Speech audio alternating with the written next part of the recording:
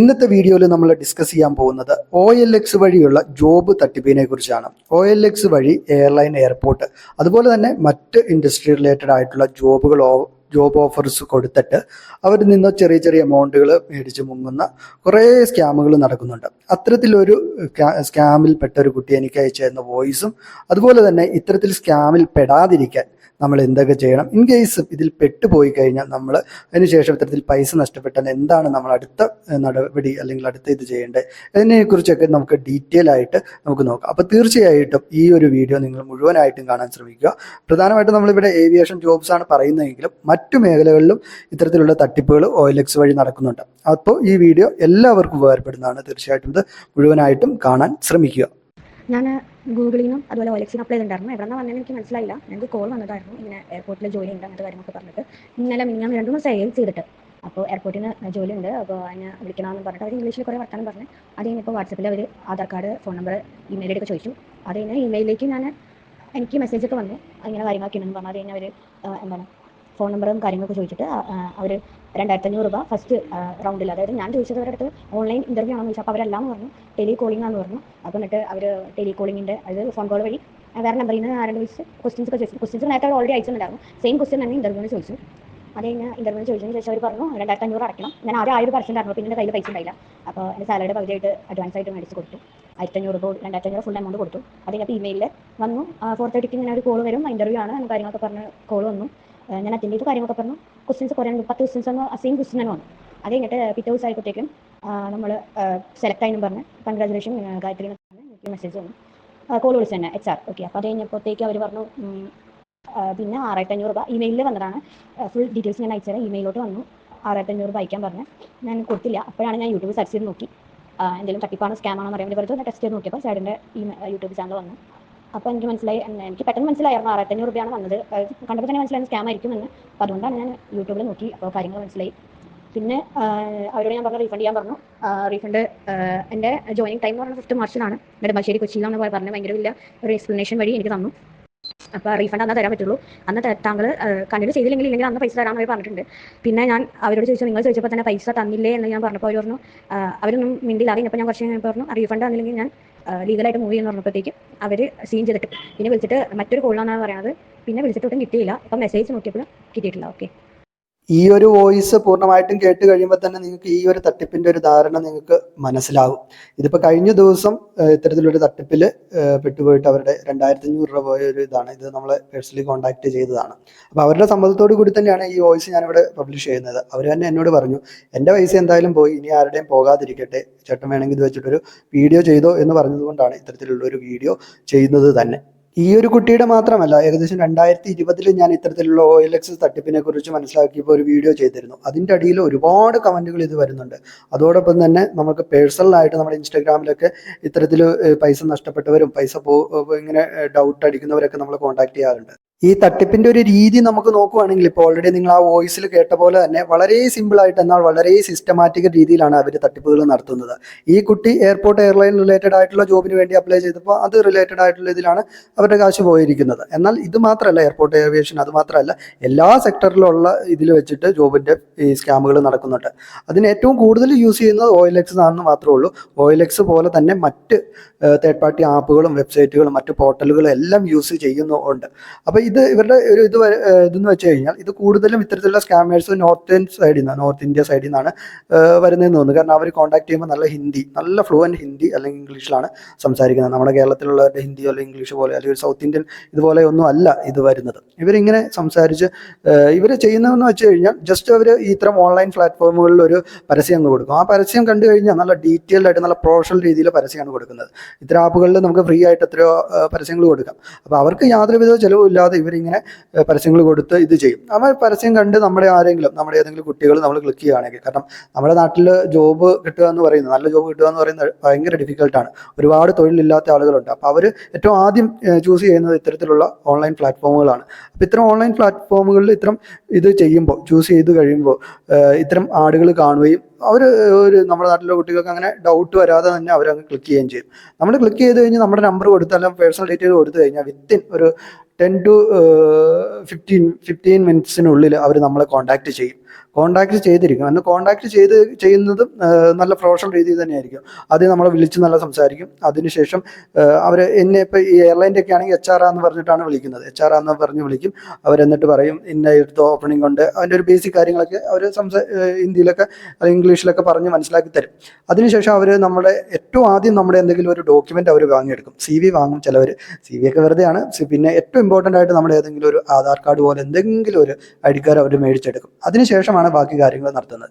അപ്പം നമുക്കൊരു ജോബ് കിട്ടാം, പെട്ടെന്നൊരു ജോബ് കിട്ടും, അല്ലെങ്കിൽ ഇത്രയും സാലറി ഒക്കെ വലിയ ഹൈ ആയിട്ടാണ് പറയുന്നത്, മൊത്തം 40,000 50,000 സാലറി ഒക്കെ പറയും.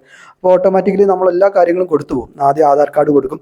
അതിനുശേഷം ഇവർ തന്നെ ഒരു ക്രിയേറ്റ് ചെയ്യുന്ന ഒരു മോക്ക് ഇൻ്റർവ്യൂ അല്ലെങ്കിൽ ഇതൊക്കെ ഉണ്ടാവും. അപ്പോൾ ആ ഇൻ്റർവ്യൂ ഒക്കെ നമുക്ക് ഓൺലൈൻ വഴിയാണ്, വേറെ ഒരു ഓഫ്ലൈനിലോ ഒന്നിനും പോകേണ്ട ആവശ്യം വരുന്നില്ല. അപ്പോൾ ഓൺലൈനിൽ ചെയ്യുന്നു, ഒരു അരമണിക്കൂർ കൊണ്ട് ഇൻ്റർവ്യൂ. അല്ലെങ്കിൽ ചിലപ്പോൾ ഇത് ചില തട്ടിപ്പുകാർ ചെയ്യുന്നതെന്ന് വെച്ചാൽ 1-2 ദിവസം എടുത്തിട്ടായിരിക്കും ഈ പൈസകൾ വാങ്ങിച്ചെടുക്കുന്നത്. ചിലവർ ഒറ്റ ദിവസം കൊണ്ട് തന്നെ അവർ പരിപാടി തീർക്കും. അത് രാവിലെ തൊട്ട് വൈകുന്നേരം വരെ കൊണ്ട് പരിപാടി തീർക്കും. ഈ ഓൺലൈൻ ഇൻ്റർവ്യൂ ഒക്കെ കിട്ടും. അപ്പോൾ ഇതൊക്കെ ഒരു ആദ്യമായിട്ടൊരു ജോബിന് ഇങ്ങനെ അപ്ലൈ ചെയ്യുന്ന ആളുകൾ ഇത് പെട്ടെന്ന് വീണു പോകും. ഇങ്ങനെയൊക്കെയാണ് കാര്യങ്ങൾ വരുന്നത്, ഇങ്ങനെ വരും. എന്നിട്ട് അവരൊരു ചെറിയ എമൗണ്ട് ചോദിക്കും. ഈ കുട്ടിക്ക് 2,500 രൂപയാണ് പോയെങ്കിലും ചില ആളുകൾ ആദ്യം തുടങ്ങുന്നത് 1,500 രൂപയിലായിരിക്കും. 1,500 രൂപ, 1,800 രൂപ, 2,000, 2,500 അങ്ങനെ ചെറിയ എമൗണ്ടുകളിൽ ചോദിക്കും. അപ്പോൾ ചെറിയ എമൗണ്ട് ആകുമ്പോഴത്തേനും ആളുകൾ അങ്ങനെ സംശയിക്കില്ല. ആളുകൾ അവർ പറയുന്ന കാരണങ്ങളും അങ്ങനെയായിരിക്കും. എയർപോർട്ട് എൻട്രി ഫീ, അല്ലെങ്കിൽ യൂണിഫോം ഫീ, അല്ലെങ്കിൽ അത് ഇതെന്നൊക്കെ പറഞ്ഞിട്ട് ഓരോ കാരണങ്ങളുണ്ടാക്കി അത് മേടിക്കും. അങ്ങനെ നമ്മൾ ഇത് പേയ്മെൻറ്റ് നമ്മൾ അവരുടെ ഗൂഗിൾ പേയിലേക്ക് അയച്ചു കൊടുക്കുകയാണ്. ഒഫീഷ്യൽ അക്കൗണ്ടിലൊന്നുമല്ല, ഗൂഗിൾ പേയിലാണ് മിക്കവരും അത് മേടിക്കുന്നത്. അങ്ങനെ മേടിച്ച് കഴിഞ്ഞ് ആദ്യത്തെ ഒരു എമൗണ്ട് മേടിച്ച് കഴിയുമ്പോഴത്തേനും നമുക്കൊരു ഓഫർ ലെറ്ററും കാര്യങ്ങളൊക്കെ അയച്ചു തരും. അതിനുശേഷം ഇന്ന ദിവസം ചെല്ലാനൊക്കെ പറയും. അപ്പോൾ ചില ആളുകൾ ഇന്ന ദിവസം ചെല്ലുമ്പോൾ അവിടെ അങ്ങനെ ഒരു പരിപാടിയില്ല. അപ്പോൾ ഇത് സ്കാം ആണെന്ന് കണ്ടു കഴിയുമ്പോഴത്തേനും നമ്മൾ ഇവരെ തിരിച്ച് കോൺടാക്ട് ചെയ്യാൻ വെച്ചാൽ ഒരു രീതിയിലും നമുക്കത് പറ്റത്തില്ല. അവർ നമ്മളെ ചിലപ്പോൾ ബ്ലോക്ക് ചെയ്തിട്ട് പോകും. അങ്ങനെ പല ഇത് വരും. ഇനിയിപ്പോൾ നമ്മൾ വേറെ നമ്പറിൽ നിന്ന് ഇവരെ കോൺടാക്ട് ചെയ്യുകയാണെങ്കിലും ഇവർ നമുക്ക് ആദ്യം നമ്മളോട് ആധാർ കാർഡ്, ഇതേ തട്ടിപ്പിൻ്റെ പ്രൊസീജിയർ ആ വിളിക്കുന്ന ആളോടും പറയും. അങ്ങനെയൊക്കെ രീതിയാണ്. വളരെ രസകരമായി തന്നെയാണ് ഈ തട്ടിപ്പ് നടത്തിക്കൊണ്ടിരിക്കുന്നത്. ഇതാണ് ഈ തട്ടിപ്പിൻ്റെ ഒരു രീതി എന്ന് പറയുന്നത്. ഇത്തരം തട്ടിപ്പുകളിൽ നിന്ന് എങ്ങനെ രക്ഷപ്പെടാമെന്ന് ചോദിച്ചു കഴിഞ്ഞാൽ വളരെ സിമ്പിളായിട്ടുള്ള കാര്യമാണ്. ഇപ്പോൾ ഈ ഉദാഹരണമായിട്ട് ഞാനിപ്പോൾ ഈ എയർലൈൻ അല്ലെങ്കിൽ എയർപോർട്ടിൻ്റെ ഇതാണ് എടുക്കുന്നതെങ്കിലും എല്ലാ കമ്പനികളുടെയും ഒരു പൊതുവായ ഒരു ഇതെന്ന് വെച്ച് കഴിഞ്ഞാൽ ഒരിക്കലും റെപ്യൂട്ടഡ് ആയിട്ടുള്ള ഒരു കമ്പനിയും ഇത്തരത്തിലുള്ള OLX അതല്ലെങ്കിൽ മറ്റ് തേർഡ് പാർട്ടി ആപ്പുകൾ പോർട്ടലുകളിലൊന്നും അവരുടെ ജോബുകൾ ഒരിക്കലും ഈ ഇത്തരത്തിൽ പോസ്റ്റ് ചെയ്യത്തില്ല, അവസരങ്ങളുണ്ട് എന്ന് പറഞ്ഞിട്ട്. അവർ എല്ലാ റെപ്യൂട്ടഡ് ആയിട്ടുള്ള കമ്പനികളും ചെയ്യുന്നതെന്ന് വെച്ച് കഴിഞ്ഞാൽ അവർ ഒഫീഷ്യൽ വെബ്സൈറ്റ് വഴി അവർ ജോബ് നോട്ടിഫിക്കേഷൻ കൊടുക്കും. അതുവഴി നിങ്ങൾക്ക് അപ്ലൈ ചെയ്യാൻ പറ്റും. അങ്ങനെയാണ് ചെയ്യുന്നത്. അതുപോലെ തന്നെ ഇത്തരം കമ്പനികളുടെ ഒഫീഷ്യൽ ആയിട്ടുള്ള സോഷ്യൽ മീഡിയ പേജസ് വഴിയും ഇത്തരത്തിലുള്ള ഈ ജോബിൻ്റെ നോട്ടിഫിക്കേഷൻസ് കൊടുക്കാറുണ്ട്. അപ്പം നിങ്ങൾക്ക് എന്തെങ്കിലുമൊക്കെ അപ്ലൈ ചെയ്യുന്നുണ്ടെങ്കിൽ കഴിവതും ഇത്തരത്തിലുള്ള ട്രസ്റ്റഡ് ആയിട്ടുള്ള അവരുടെ ഒഫീഷ്യൽ വെബ്സൈറ്റ് വഴി തന്നെ ചെയ്യുക. പിന്നെ ഇനി ഇൻ കേസ് ഇങ്ങനെ OLXലൊക്കെ ഒരു പരസ്യം കണ്ടുവെങ്കിൽ നിങ്ങൾ ചെയ്യേണ്ട ഏറ്റവും ഇതെന്ന് വെച്ച് കഴിഞ്ഞാൽ നിങ്ങളിങ്ങനെ പരസ്യം കണ്ടു കഴിഞ്ഞാൽ ഉടനെ തന്നെ ഇത്തരത്തിലുള്ള ഒഫീഷ്യൽ വെബ്സൈറ്റിൽ കയറിയിട്ട് ജോബ് വന്നിട്ടുണ്ടോ ഇല്ലയോ എന്നൊക്കെ നോക്കുക. ഒക്കെ നോക്കിക്കഴിഞ്ഞാൽ നിങ്ങൾക്ക് കാര്യമായിട്ട് മനസ്സിലാൻ പറ്റും. അതല്ലെങ്കിൽ അവരുടെ ടോൾ ഫ്രീ നമ്പറുകളിൽ, കമ്പനികളുടെ നമ്പറുകളിൽ കോൺടാക്ട് ചെയ്താൽ അവരും പറഞ്ഞു തരും. ഇപ്പോൾ എയർലൈൻസിൻ്റെ ഒക്കെയാണ് എല്ലാ കമ്പനികളിലും പറഞ്ഞു തരും ഇങ്ങനെ ജോബ് ഉണ്ടോ ഇല്ലയോ എന്നൊക്കെ. അവരെ ടോൾ ഫ്രീയിൽ വിളിക്കേണ്ട ആവശ്യം പോലും ഇല്ല. അല്ലാതെ തന്നെ വെബ്സൈറ്റ് നോക്കി കഴിഞ്ഞാൽ മനസ്സിലാക്കാൻ പറ്റും. അതുപോലെ തന്നെ രണ്ടാമത്തെ ഒരു ഇമ്പോർട്ടൻ്റ് കാര്യം, ഈ ഒരു റിക്രൂട്ട്മെൻറ്റിനും ആരും തന്നെ പേയ്മെൻറ്റുകൾ വാങ്ങില്ല. ഓരോ എയർലൈനും ഇപ്പോൾ പേയ്മെൻറ്റുകൾ വാങ്ങുന്നില്ല. പിന്നെ എയർ ഇന്ത്യയൊക്കെയാണ് പേയ്മെൻറ്റുകൾ ഇടയ്ക്ക് ചെറിയൊരു 500 രൂപയുടെയൊക്കെ ഒരു ഇത് വരാറുണ്ട്. അത് പക്ഷേ ഇതുപോലെ ഈ വാട്സപ്പിലോ അല്ലെങ്കിൽ മറ്റേ UPI പേയ്മെൻ്റ് ഒന്നും അല്ല അവർ ചെയ്യിപ്പിക്കണേ. അതിന് അവരുടെ DDയും കാര്യങ്ങളെല്ലാം ഉണ്ട്. അതല്ലാതെ ഒരിക്കലും ഒരു കമ്പനിയും പേയ്മെൻറ്റ് വാങ്ങില്ല. ഇനി പേയ്മെൻറ്റ് വാങ്ങുന്ന ഏതെങ്കിലും കമ്പനി ഉണ്ടെങ്കിൽ അവരൊരിക്കലും ഈ പറയുന്ന UPI വഴിയൊന്നും പേയ്മെൻറ്റുകൾ വാങ്ങില്ല. അതും നിങ്ങളൊന്ന് മനസ്സിലാക്കിയിരിക്കണം. പിന്നെ വേറൊരു കാര്യം, ഇപ്പോൾ എയർലൈനെ സംബന്ധിച്ച് എല്ലാ എയർലൈൻ്റെയും കരിയർ പേജുകളിൽ ഇത്തരത്തിലുള്ള ജോബ് സ്കാമുകളെ കുറിച്ച് അവർ വ്യക്തമായിട്ടുള്ള ഒരു അലർട്ട് കൊടുത്തിട്ടുണ്ട്. അവർ യൂസ് ചെയ്യുന്ന എല്ലാ മേഖലയെക്കുറിച്ച് അതിനകത്ത് ഡീറ്റെയിൽ ആയിട്ട് കൊടുത്തിട്ടുണ്ട്. ഇൻഡിഗോയുടെയൊക്കെ കരിയർ പേജ് എടുത്ത് നോക്കിക്കഴിഞ്ഞാൽ നിങ്ങൾക്ക് മനസ്സിലാകും. അതും ഒരു ഇത്തരത്തിലുള്ള തട്ടിപ്പിൽ നിന്ന് രക്ഷപ്പെടാനുള്ള ഒരു വഴിയാണ്.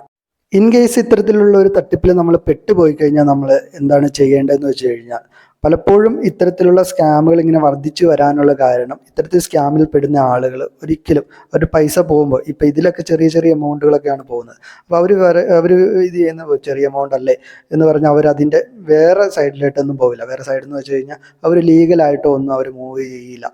അവരിത് ചെറിയൊരു എമൗണ്ടാണ് പോയത് എന്നൊക്കെ പറയും. എന്ന് കഴിഞ്ഞിട്ട് ആ വിളിച്ചവരെയൊക്കെ മലയാളത്തിൽ അല്ലെങ്കിൽ ഇതിലൊക്കെ കുറച്ച് എന്തെങ്കിലുമൊക്കെ ഒരു ചീത്ത വാക്കുകളൊക്കെ വിളിച്ച് അതങ്ങോട്ട് ഇതാണ് അവരുടെ ഒരു വിഷമം തീർക്കുക എന്ന് മാത്രമേ ഉള്ളൂ. അല്ലാതെ അവർ ലീഗൽ സൈഡിൽ അതിലേക്ക് പോവില്ല. പക്ഷേ എനിക്ക് പറയാനുള്ള കാര്യം, നിങ്ങൾ ചെയ്യേണ്ടത്, നിങ്ങളിപ്പോൾ ചെറിയ എമൗണ്ടാണ് പോയെങ്കിലും നിങ്ങളുടെ ഈ സൈബർ സെല്ലിലോ അല്ലെങ്കിൽ നിയറസ്റ്റ് പോലീസ് സ്റ്റേഷനിലൊക്കെ ഇങ്ങനെ ഒരു ചതിവ് പറ്റി എന്നുള്ളത് നിങ്ങൾ വ്യക്തമായിട്ട് പറയുക എന്നുള്ളതാണ് അതിനകത്തൊരു ഇത് വരുന്നത്. കാരണം അവർ നമ്മുടെ ആധാർ കാർഡും കാര്യങ്ങളൊക്കെ ഇത് ചെയ്തിട്ടുണ്ട്. അപ്പോൾ അതുകൊണ്ട് അങ്ങനെ ഒന്ന് ജസ്റ്റ് ഒന്ന് ഇത് ചെയ്തിടുക. പിന്നെ ഈ പോയ പൈസ തിരിച്ച് കിട്ടുമെന്ന് ചോദിച്ചു കഴിഞ്ഞാൽ, ഞാൻ കണ്ടിരിക്കുന്ന അല്ലെങ്കിൽ നമ്മുടെ പല വീഡിയോസിലൊക്കെ കമൻറ്റുകളിലും അങ്ങനത്തെ ഒരു എക്സ്പീരിയൻസിൽ ആ പൈസ ഒരിക്കലും തിരിച്ച് കിട്ടില്ല എന്നുള്ളതാണ്.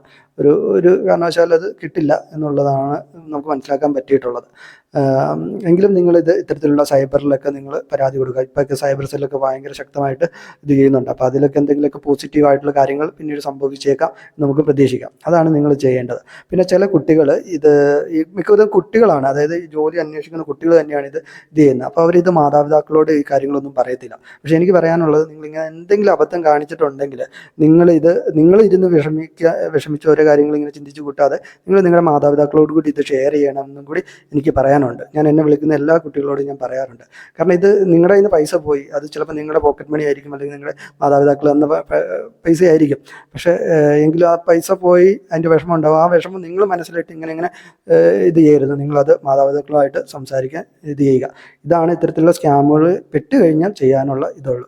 എനിക്ക് പറയാനുള്ളത്, നിങ്ങൾ പെടാതിരിക്കുക എന്നുള്ളതാണ്. ഇത്തരത്തിലുള്ള ജോബുകളൊക്കെ എന്തെങ്കിലും ഓൺലൈനിലൊക്കെ വരുവാണെങ്കിൽ നിങ്ങൾ ജസ്റ്റ് യൂട്യൂബിൽ തന്നെ സെർച്ച് ചെയ്താൽ മതി. എന്നെപ്പോലെ ഒരുപാട് വീഡിയോകൾ ഹിന്ദിയിലും ഇംഗ്ലീഷിലൊക്കെ ഇത്തരം സ്കാമുകളെ കുറിച്ച് അലർട്ട് വീഡിയോകൾ ഒരുപാടുണ്ട്. അപ്പോൾ അതൊക്കെ കണ്ട് നിങ്ങൾക്ക് ജെന്യുവിനിറ്റി വരുത്തിയിട്ട് മാത്രം പൈസ ഇടപാടുകൾ നടത്തുക.